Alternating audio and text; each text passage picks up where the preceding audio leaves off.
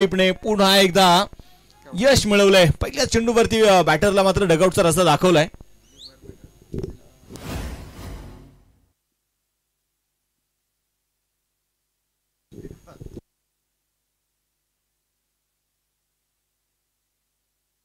निर्णय काय घेतलाय? चाकण आळंदी संघाने टॉस जिंकून प्रथमतः क्षेत्ररक्षण करण्याचा निर्णय घेतलेला आहे. ते बॅटिंगसाठी आमंत्रित केलंय ते हमराज मृत्युंजय कोथरूड संघाला.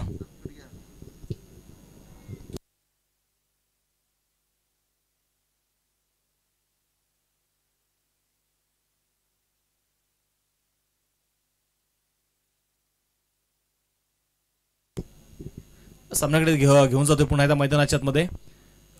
कट करण्याचा प्रयत्न इथे होता. बाउन्स या चेंडूमध्ये आपल्याला बघायला मिळाला. चेंडू पूर्णपणे डॉट. संघ धावलगती स्थिर आहे. आझादी चषक आपण पाहिलं आणि आझादी चषकामध्ये बॅट्समनची नावं कळवा आमच्यापर्यंत. लाईव्ह सुरू आहे आणि लाईव्ह सुरू असताना जर एखाद्या खेळाडूचं नाव आम्हाला माहित नसेल आणि तिथे जर आमच्या टेक्निशियनने XYZ नाव टाकलं तर ते योग्य दिसणार नाही. त्यामुळे विनंती आहे की आपला एक खेळाडू एक प्रतिनिधी कॉमेंट्री बॉक्स मध्ये निदान पाठवत जा, जेणेकरून आपल्या खेळाडूची नावं आम्हाला महत्वाची आहेत. हा चेंडू व्हाईट बॉल. अतिरिक्त धाव इथे मैदानाच्या मध्ये येईल. 14 धावा धाफलकावरती आहेत.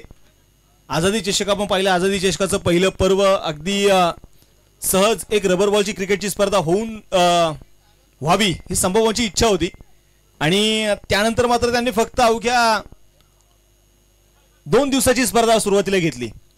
11,000 21,000 आणि 11,000 हे दोनच प्राइज होते. आज तीच क्रिकेटची स्पर्धा आणि मला वाटतं आजही ते आठवतं की 21,000 रुपयाचं प्राइज सचिन बर्गे सरांनी हातामध्ये मिळवलं होतं. पहिलं पर्व. आज आपण 7व्या पर्वामध्ये आहोत आणि देहरोडमध्ये आधी संभाजी भाऊंनी सांगितलं की पावसाळी रबर बॉलची क्रिकेटची स्पर्धा या हंगामामधलं आझादी चषकाचं हे शेवटचं पर्व आहे. इथून पुढचं पर्व हे 26 जानेवारीला आपण घेणार आहे.